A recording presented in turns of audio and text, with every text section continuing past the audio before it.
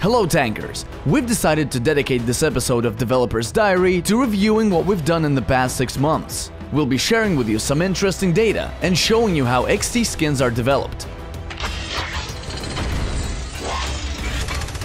During the past 6 months, Tanki X has gone through quite a few changes. We've added modules and hit zones to hulls. We've added 3 new maps, Area 159, Moon Silence, and Eris. We've updated the daily quest system, and we've updated the interface for the garage and the in-game graphics. Additionally, we've organized 5 different events, released a couple of new containers, and released the game on Steam. Between January and June, the Tanki X team released a total of 111 updates. 36 of these releases contained new content, while the rest were technical releases.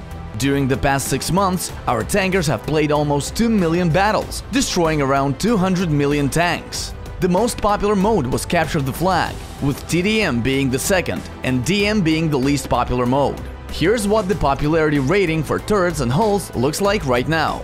Thunder is at the very top of the list of favorite turrets, but it was only in June that it managed to overtake Railgun and claim the position.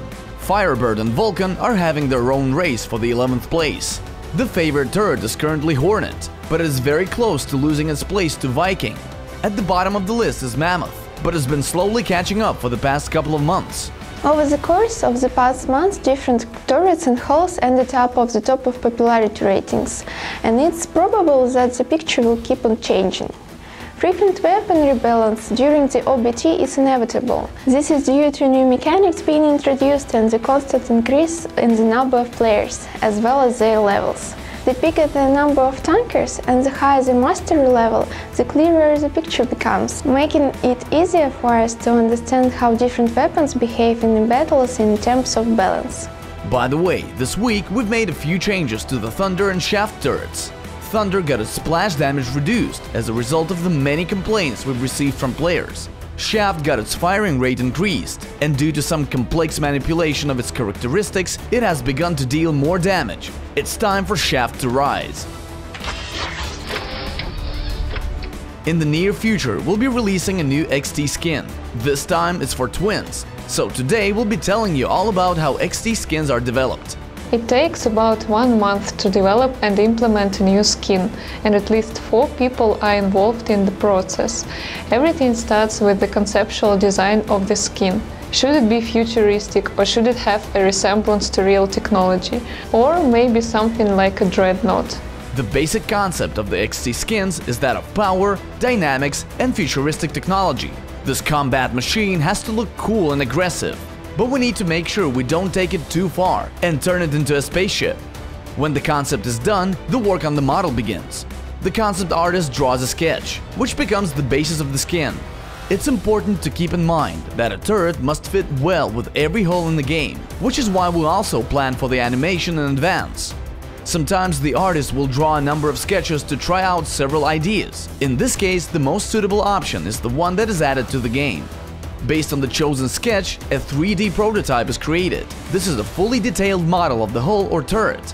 At this point, we can already see how the skin model is going to look in-game. Once the final version of the model is ready, it is simplified. The number of polygons is reduced to a certain technical limit to make sure that the model doesn't overload the video card while still looking good. Then, an animations expert joins the process. For turrets, there's the increased damage animation that needs to be created, while for hulls, there are the enhanced armor and speed boost animations. Additionally, some of the turrets and hulls have unique attachments, such as the cooling system on Freeze and the scope on Shaft. To give the model its final look, we need to customize the materials by preparing the texture and adjusting the properties. The texture will bring the model close to its final look, but you know what they say, the devil is in detail.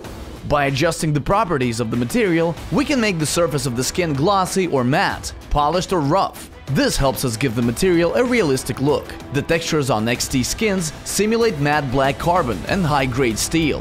When the model with its animations is ready, the sound designer steps into the scene. The sounds on XT skins differ from the ones used on the original turret or hull. The sound designer's job is to emphasize the uniqueness of these legendary skins.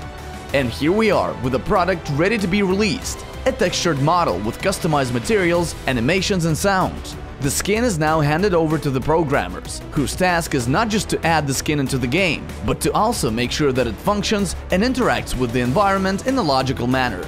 Of course, the final step is to run the skin through a number of tests. Obviously, at this stage we still need to deal with bugs and minor flaws, but they are all fixed pretty quickly and the skin finally goes into release.